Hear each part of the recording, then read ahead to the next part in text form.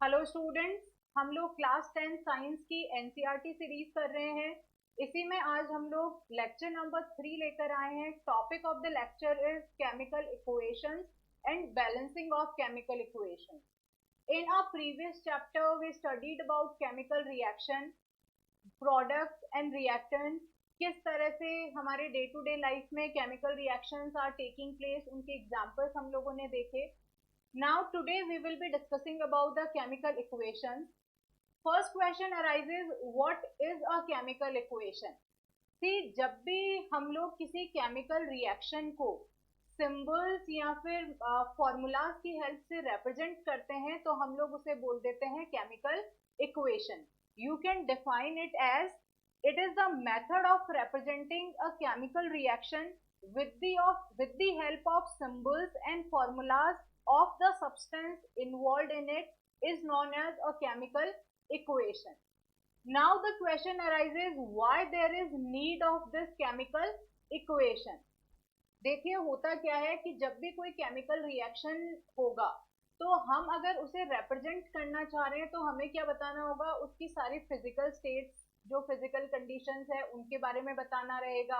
जो उसके अंदर एटम्स या एलिमेंट्स इन्वॉल्व है उनके बारे में बताना है। रिएक्टेंट्स में हमारे कौन से एलिमेंट्स और एटम्स इन्वॉल्व है, देन प्रोडक्ट में कौन से एलिमेंट्स बने हैं, क्या कंपाउंड की फॉर्मेशन हुई है, how the rearrangement of atoms has taken place. तो हमें जब भी किसी केमिकल रिएक्शन को रिप्रेजेंट करना है तो we have to tell all the information about a chemical reaction. अब जब हम लोग इसे लिखने में लिखेंगे तो होगा क्या कि हो सकता है कि कुछ इंफॉर्मेशन हमसे छूट जाए, या फिर हम जब राइटिंग में इसे लिख रहे हैं तो हम एग्जैक्टली इसको रिप्रेजेंट ना कर पाए कि जो केमिकल रिएक्शन हो रहा है उसमें किस तरह से एटम्स रीअरेंज हो रहे हैं, क्या फिजिकल स्टेट्स है, क्या वहां पे कैटलिस्ट है, कौन सा टेम्परेचर है। तो बहुत सारी इंफॉर्मेशन होती है जो हमें देनी होती है जब भी हम किसी केमिकल रिएक्शन की बात करते हैं। तो जो केमिकल इक्वेशन है ये क्या है, ये बहुत ही सिंपल मेथड है to represent a chemical reaction. इसमें हमें सारी की सारी इंफॉर्मेशन प्रोवाइडेड रहती है। हम इजीली किसी भी केमिकल इक्वेशन को देख के पता लगा सकते हैं कि जो केमिकल रिएक्शन हुआ है उसकी ए से लेके जेड तक की क्या इंफॉर्मेशन है।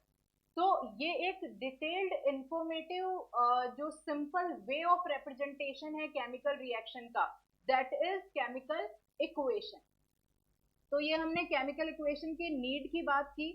इसके बाद कहते हैं कि हमारे पास में there are two kinds of chemical equation. One is balanced chemical equation and another one is unbalanced chemical equation. इन दोनों को देखने से पहले हम लोगों को एक बात का ध्यान रखना है कि हमारे यूनिवर्स में जितनी भी चीजें हैं they always follow some universal laws. कुछ यूनिवर्स के लॉज हैं जिनको जितनी भी चीजें होती है वो सब फॉलो करती हैं। जैसे अगर हम ग्रेविटेशनल फोर्स का जो लॉ होता है that is a universal law, तो इसको क्या हो रहा है, सबके सब इसको फॉलो कर रहे हैं। हर एक जो चीज हमारे यूनिवर्स में प्रेजेंट है उन सबके बीच में ग्रेविटेशनल फोर्स है।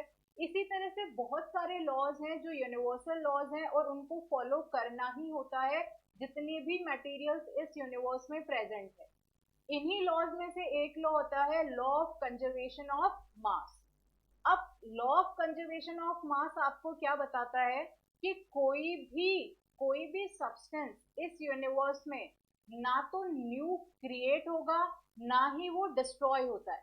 हमेशा क्या होता है, जो भी हमारा एलिमेंट्स होते हैं, जो मैटर होता है, वो एक फॉर्म से दूसरी फॉर्म में कन्वर्ट हो जाता है, चेंज हो जाता है, लेकिन वहां पे कभी भी किसी भी मैटर का ना तो डिस्ट्रक्शन होगा ना ही क्रिएशन होगा।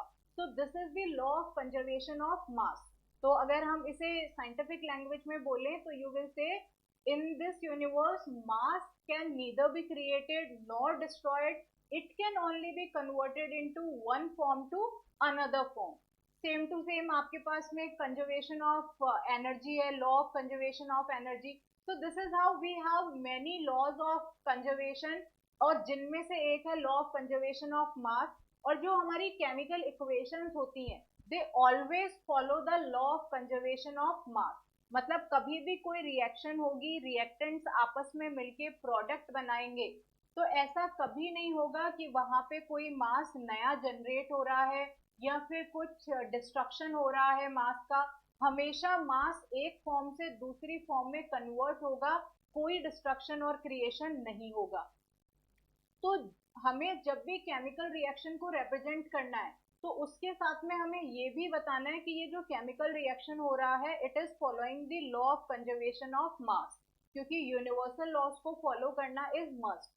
तो ये रिप्रेजेंटेशन के लिए हमें क्या करना है, we have to have the balanced chemical equation. जो बैलेंस्ड केमिकल इक्वेशन होती है वो law of conservation of mass को फॉलो करती है, अनबैलेंस्ड इक्वेशन फॉलो नहीं करती। तो जो law of conservation of mass को फॉलो नहीं करेगी वो इक्वेशन हमारी गलत होगी। तो गलत इक्वेशन नहीं लिखनी है हमें, हमें राइट इंफॉर्मेशन लिखनी है। That's why we need the balanced chemical equation.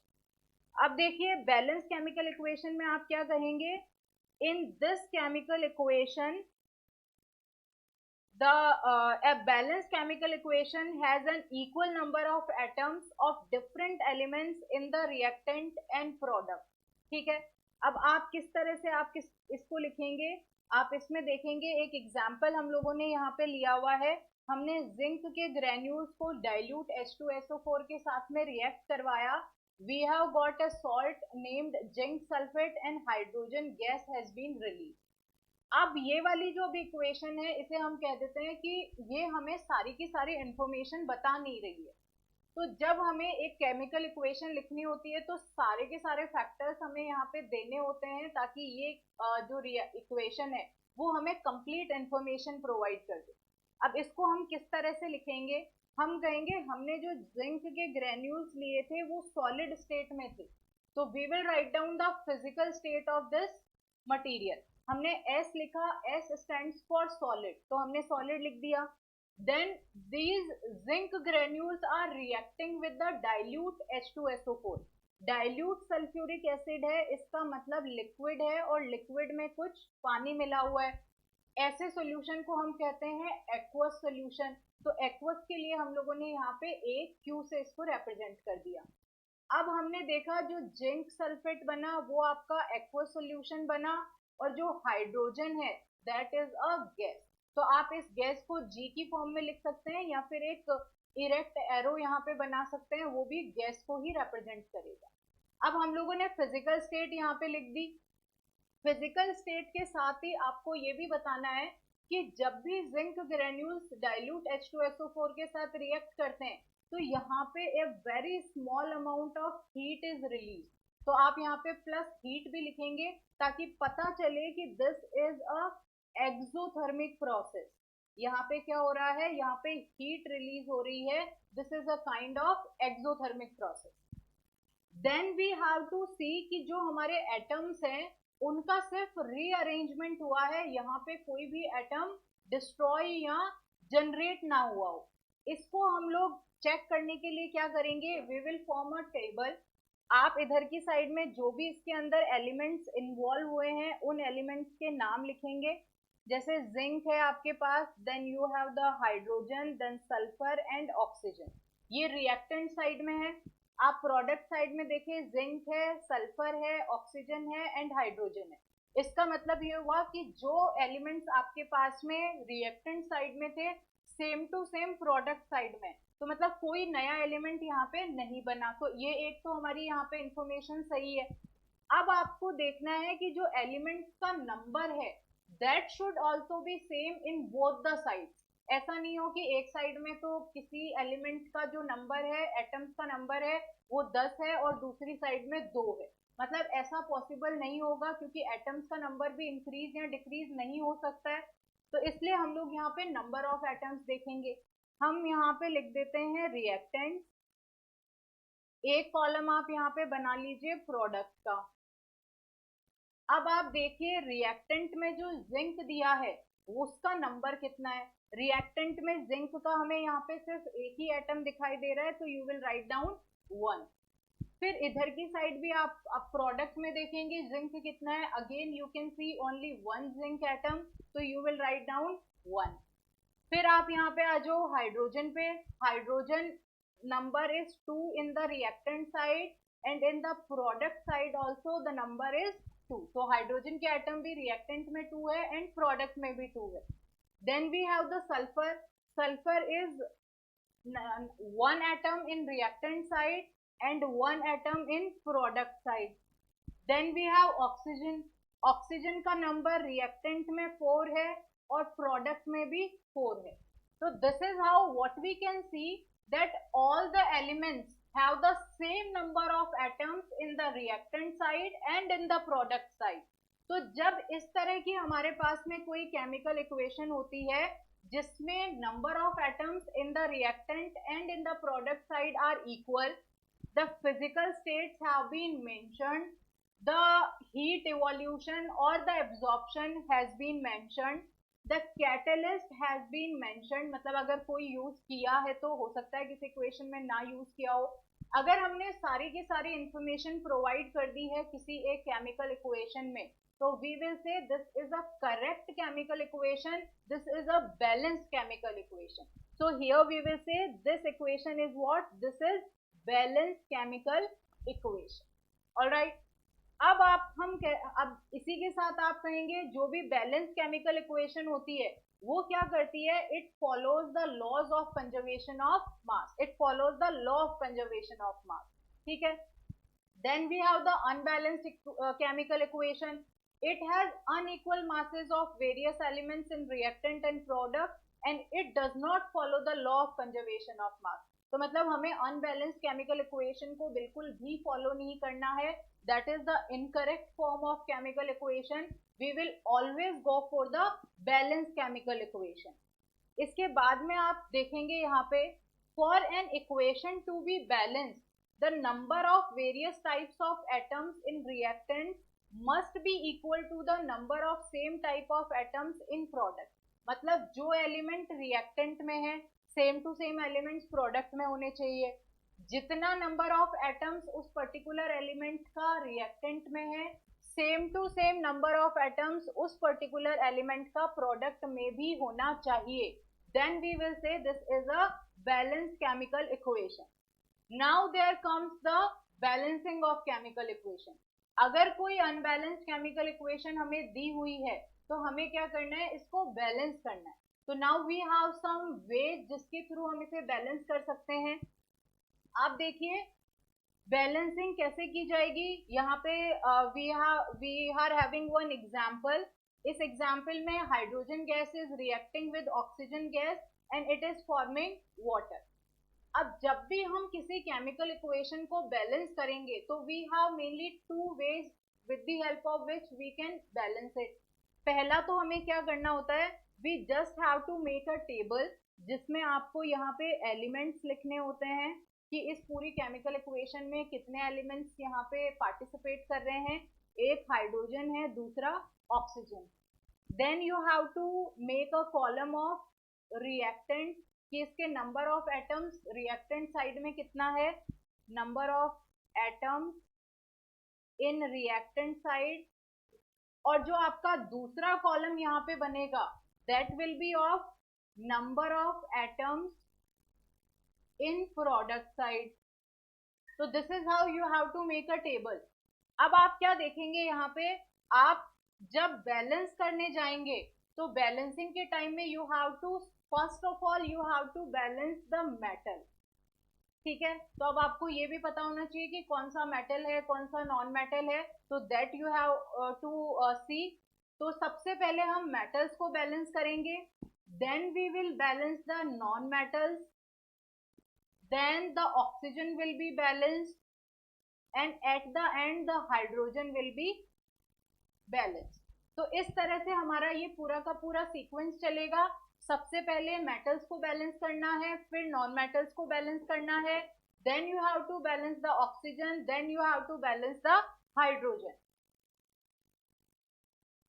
So now let's start with this example. आप यहाँ देख रहे हैं hydrogen is reacting with oxygen and it is forming H2O. ना तो हाइड्रोजन मेटल है ना ही ऑक्सीजन मेटल है. लेकिन आपने यहाँ देखा सबसे पहले मेटल तो आपका कैंसिल हो गया क्योंकि मेटल प्रेजेंट नहीं है. Then there comes non metal. Non metal oxygen है तो first you will balance the oxygen. अभी ऑक्सीजन में आपको देखना है, रिएक्टेंट साइड में number of oxygen is 2, product side में नंबर ऑफ ऑक्सीजन कितना है 1, यहाँ पे 1 है। तो अब आप क्या करेंगे, इसको बैलेंस करने के लिए you have to multiply it with the 2। तो आपने इसको यहाँ पे 2 से मल्टीप्लाई कर दिया, this is how you have to multiply. आप यहाँ पे 2 नहीं लिखेंगे, आप मल्टीप्लाई करने के लिए इसके सामने 2 लिखेंगे, ठीक है। तो हमने इसको यहाँ पे 2 से मल्टीप्लाई कर दिया। अब आपको देखना है कि हाइड्रोजन की बैलेंसिंग, हाइड्रोजन आपका रिएक्टेंट साइड में 2 है और प्रोडक्ट साइड में कितना है 2 यहाँ पे और 2 यहाँ पे। जब इस तरह का कॉम्बिनेशन होता है तो हम क्या करते हैं, इसको मल्टीप्लाई कर देते हैं, 2 इंटू 2, तो इट विल बी 4। तो अब ये प्रोडक्ट साइड में आपके पास में 4 हाइड्रोजन एटम्स है, तो आपको क्या करना पड़ेगा, रिएक्टेंट को 2 से मल्टीप्लाई करना है, तो you can multiply it with the 2। तो this is how you have balance the chemical equation. आपकी बैलेंस केमिकल इक्वेशन क्या आ गई, 2H2 in the gaseous state plus oxygen that is also in the gaseous state, and it has formed H2O that is in the liquid state. So this is a balanced chemical equation. So what you have to do, you have to make a table.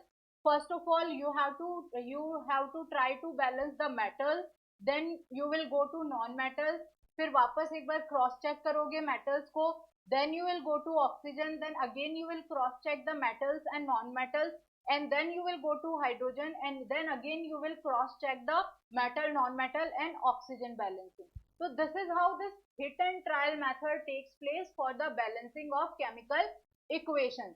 लेकिन जब हम इन दोनों method को एक साथ लेके चलेंगे table बना के और ये जो मेटल नॉन मेटल वाला फॉर्मूला है इसको अप्लाई करके, तो बहुत ही इजीली हम इसको बैलेंस कर सकते हैं। I would like to say कि this is the easiest way जिससे कि हम बैलेंसिंग कर सकते हैं। तो I am sharing the easiest way with you कि आपको बिल्कुल भी प्रॉब्लम ना हो, आप फर्स्ट अटेम्प्ट में ही बैलेंस करना सीख जाएं। अब देखिए यहाँ पे कुछ हम लोगों ने वेज लिखे हैं। The chemical equation can be made more informative in 3 ways. हम इसे और ज्यादा इंफॉर्मेटिव कैसे बना सकते हैं, पहला तो हम इसकी फिजिकल स्टेट को लिख सकते हैं कि रिएक्टेंट और प्रोडक्ट साइड में solid, liquid, gaseous state, aqueous state, जिस भी स्टेट में है वो उसकी फिजिकल स्टेट लिखेंगे। दूसरा, by indicating the heat changes, whether the heat is getting released or it is getting absorbed, तो एंडोथर्मिक है या एक्सोथर्मिक रिएक्शन है वो इंडिकेट हो जाएगा यहाँ से। Then by indicating the conditions under which the reaction takes place.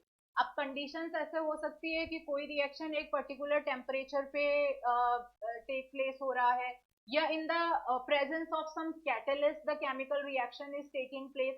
तो you have to indicate the particular conditions कि कौन सी कंडीशंस में ये केमिकल रिएक्शन हो रहा है। Then we have some examples, हम इन एग्जांपल्स को फिर से you can use to balance the chemical equation. जैसे आपके पास में है C+O2, तो we will take this example C+O2, it is forming CO2, ठीक है। अब हमें इसको इंफॉर्मेटिव केमिकल इक्वेशन बनाना है। This is a chemical reaction in which some carbon is burning and it is releasing the carbon dioxide gas, ठीक है, ऐसा हमने बोल दिया। But now you have to represent in such a way कि आप सारी की सारी इंफॉर्मेशन यहाँ पे प्रोवाइड कर दे। तो पहला पार्ट आपका क्या रहेगा, the first part will be कि आप यहाँ पे एलिमेंट्स का नाम लिखेंगे, then you will write down the reactants, reactants मतलब number of atoms in the reactant side, and then number of atoms in the product side. मैं पूरा नहीं लिख रही हूँ, यू जस्ट अंडरस्टैंड दिस। फिर एलिमेंट आपके पास कार्बन एंड ऑक्सीजन है, ठीक है। अब आप इधर कॉन्सेप्ट लिखोगे आपका metals, non metals, then oxygen and then hydrogen. Now there are no metals present, non metals में carbon is present, carbon is a non metal. तो आप सबसे पहले कार्बन को बैलेंस करना स्टार्ट करेंगे। रिएक्टेंट साइड में कार्बन 1 है, प्रोडक्ट साइड में 1 है, it is already balance. Then you will go to the oxygen, oxygen number in reactant side it is 2, in product side it is 2। तो मतलब number of atoms तो यहाँ पे equal है, हमें उनको बैलेंस करने की जरूरत नहीं है. Now you have to give the physical state. हमने इसकी फिजिकल स्टेट्स यहाँ पे दे दी. Then you have to mention the changes in the heat. कोई पर्टिकुलर कंडीशन यहाँ पे थी नहीं, so we have written the balanced chemical equation. We can take another example. Another example we can have, let's take N2 plus O2 and it is forming nitrogen monoxide. Again you will write nitrogen, oxygen, here you have the reactant, here you have the product. reactant में nitrogen 2 है, product में 1 है. Reactant में nitrogen oxygen 2 है, product में 1 है. सबसे पहले मेटल कोई है नहीं, तो you will have to balance the non metal. Non metal में nitrogen is there, nitrogen reactant में 2 है, प्रोडक्ट में 1 है. तो प्रोडक्ट को आप क्या करो, 2 से मल्टीप्लाई कर दो. जैसे ही आप इसे 2 से मल्टीप्लाई किया आपने, तो नाइट्रोजन आपका बैलेंस हो गया. Now let's come to the oxygen. Oxygen आपका रिएक्टेंट में 2 है और प्रोडक्ट में जैसे ही आपने यहाँ पे 2 से मल्टीप्लाई किया तो ये भी 2 हो गया. तो now this chemical equation has been balanced. आप इसके फिजिकल स्टेट्स को यहाँ पे मेंशन कर सकते हो. तो इस तरह से आपको ये केमिकल इक्वेशन, और इस इक्वेशन में हम कह देते हैं हीट गेट्स एब्जॉर्ब. ये हो गया. Then we have CaCO3. ठीक है, ये बहुत ही इजी सी है, इनके अंदर ज्यादा आपको बैलेंसिंग करनी नहीं है. तो these are very easy equations. हम कुछ और इक्वेशंस ले सकते हैं, जैसे कि पोटेशियम क्लोरेट है. ठीक है, पोटेशियम क्लोरेट है आपके पास में KClO3.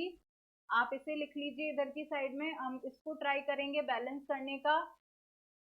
पोटेशियम क्रोमेट, ये आपका MnO2 मैग्नीज ऑक्साइड और हीट की प्रेजेंस में ये क्या बना रहा है, यहाँ पे KCl plus O2. It is forming KCl plus O2. ठीक है, तो ये हमारे पास में एक इक्वेशन है. Now we have to balance it. तो बैलेंस करने के लिए आप क्या करेंगे, सबसे पहले तो एलिमेंट्स के साथ में आपको टेबल बनानी है.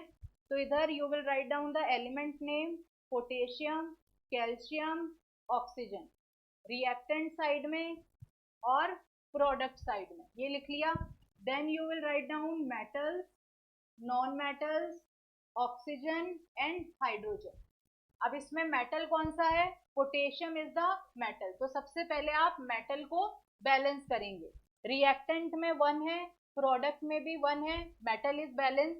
नॉन मेटल पे आ जाओ, क्लोरीन इज नॉन मेटल. तो क्लोरीन आपका 1 है, प्रोडक्ट में भी 1 है, इट इज ऑल्सो बैलेंस. फिर आप आ जाओ ऑक्सीजन के ऊपर. ऑक्सीजन आपका 3 है और जो आपके पास में प्रोडक्ट है वहां पे ये क्या है, ये प्रोडक्ट में 2 है. ठीक है, अब प्रोडक्ट में 2 है, इधर 3 है. अब मल्टीप्लाई ऑड और इवन नंबर वाला हो गया. तो now what you will do, हम क्या करते हैं, इसको यहाँ पे कम नंबर वाला है, इसको 3 से यहाँ मल्टीप्लाई कर देते हैं. जैसे ही आपने यहाँ पे इसको 3 से मल्टीप्लाई किया प्रोडक्ट को, तो प्रोडक्ट में आपका नंबर कितना हो गया, प्रोडक्ट में नंबर हो गया यहाँ पे 6. ठीक है, प्रोडक्ट में 6 नंबर हुआ. तो अब आपको क्या करना पड़ेगा, now you have to multiply the reactant bye 2. अब आप जैसे ही यहाँ पे रिएक्टेंट को 2 से मल्टीप्लाई करते हैं, वैसे ही क्या होता है, ऑक्सीजन तो आपका बैलेंस हो गया. ठीक है, ऑक्सीजन हैज नाउ बिकम 6. जो ये 3 और 2 है, ये दोनों मल्टीप्लाई होंगे आपस में और ये 6 नंबर दे देंगे. तो ऑक्सीजन तो मल्टीप्लाई हो गया, लेकिन अब आप क्या देख रहे हो, रिएक्टेंट में पोटेशियम 2 हो गया, कैल्शियम भी 2 हो गया, जबकि प्रोडक्ट में दोनों 1-1 है. अब इसको बैलेंस करने के लिए क्या करना पड़ेगा, प्रोडक्ट में इनको 2 से मल्टीप्लाई करना पड़ेगा, तो ये 2 हो जाए. तो this is how you can balance the chemical equation. एक और एग्जांपल लेते हैं. अब देखो, इसमें हमने इसमें पूरा मेंशन कर दिया कि ये सॉलिड स्टेट में है, this is also in the solid state. ये गैसियस स्टेट है, इसको हीट करना पड़ रहा है, तो ये सिंबल हम लोगों ने यहाँ पे हीट का लिया है. Then MnO2, it is a catalyst. तो हमने सारी कंडीशंस को यहाँ पे रिप्रेजेंट किया है एक बैलेंस केमिकल इक्वेशन बनाने के लिए. नेक्स्ट वाला एग्जाम्पल ले लीजिए आप. नेक्स्ट वाले एग्जाम्पल में carbon monoxide is reacting with hydrogen. Carbon monoxide is reacting with hydrogen.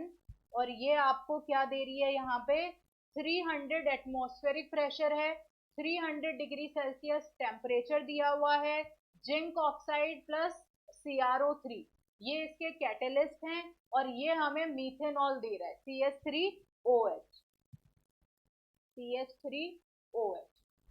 तो सबसे पहले तो हम इसके एलिमेंट्स के एटम्स को फिक्स करेंगे, उसके बाद में जो भी कंडीशंस हैं उसको लिखेंगे। तो अभी आप एलिमेंट्स लिखें, carbon is there, oxygen is there and hydrogen is there. Then reactant side, product side. सबसे पहले metal, there is no metal present. Then non metal, carbon is present, reactant side में 1, प्रोडक्ट साइड में 1, no changes. Then oxygen will come, oxygen reactant side में 1, product side में 1, no changes. Then hydrogen reactant side में 2 और product side में 4, 3 तो ये वाले और एक ये वाला, तो 4 है। अब आपको क्या करना पड़ेगा, if you want to make it 4 in the reactant side, तो आपको यहाँ पे 2 से मल्टीप्लाई करना पड़ेगा। तो आप रिएक्टेंट में इसको 2 से मल्टीप्लाई कर दो, जैसे ही आप करोगे वैसे ही ये बैलेंस हो गया। तो इस तरह से आपने नंबर ऑफ एटम्स को बैलेंस कर दिया। फिर जो ये इसकी जो भी कंडीशन है, कार्बन और मोनोऑक्साइड गैस होती है, हाइड्रोजन भी गैस होती है, मीथेनॉल आपका लिक्विड होता है, ये इसके जो भी कैटलिस्ट या कंडीशंस है वो आपने यहाँ पे रिप्रेजेंट कर दी। अब देखो आपके पास में यहाँ पे है फोटोसिंथेसिस का केमिकल इक्वेशन, और उसे आपको बैलेंस करना है। CO2 plus H2O in the presence of sunlight and chlorophyll, it gives you C6H12O6 plus O2. This is the photosynthesis reaction. Now what you have to balance this chemical equation. आप इधर elements लिखेंगे, तो carbon, oxygen, hydrogen, these three are involved. Reactant side, product side. इधर metal, non metal and metals लिख लिया, non metals, oxygen and hydrogen. Metal कोई present नहीं है, तो सबसे पहले नॉन मेटल पे जाएंगे। Carbon is a non metal. आप देखो कार्बन आपका रिएक्टेंट साइड में 1 है, प्रोडक्ट साइड में इट इज 6। तो सबसे पहले क्या करना है आपको, इसको 6 से मल्टीप्लाई करना है। तो आप यहाँ पे इसको 6 से मल्टीप्लाई कर दो। आपने अपने रिएक्टेंट में कार्बन को आपने रिएक्टेंट और प्रोडक्ट में बैलेंस कर दिया, डन। इसके बाद में आपके पास आता है oxygen. Now you will go to oxygen. Oxygen का नंबर रिएक्टेंट साइड में अब कितना हो गया, रिएक्टेंट साइड में नाउ इट इज, ये हो गया आपका 6 इंटू 2 12 प्लस इधर आपका 1 है, तो 13 ऑक्सीजन। आप इधर की साइड देखो तो 6 प्लस 2 8 ऑक्सीजन है। तो अब ये नंबर थोड़ा सा क्या हो रहा है आपके पास में, थोड़ा ऑड इवन वाला हो रहा है, कि इधर 13 हो रहा है उधर 8 हो रहा है, तो how we will balance it. तो आप यहाँ पे क्या करेंगे, हिट एंड ट्रायल मेथड का यूज करेंगे। आप एक बार यहाँ पे इसको 12 बना के देखिए, जैसे आप इसको 6 इंटू 2 प्लस 12, ओके। ऑक्सीजन का नंबर हमने, एक सेकेंड, जस्ट अ सेकेंड।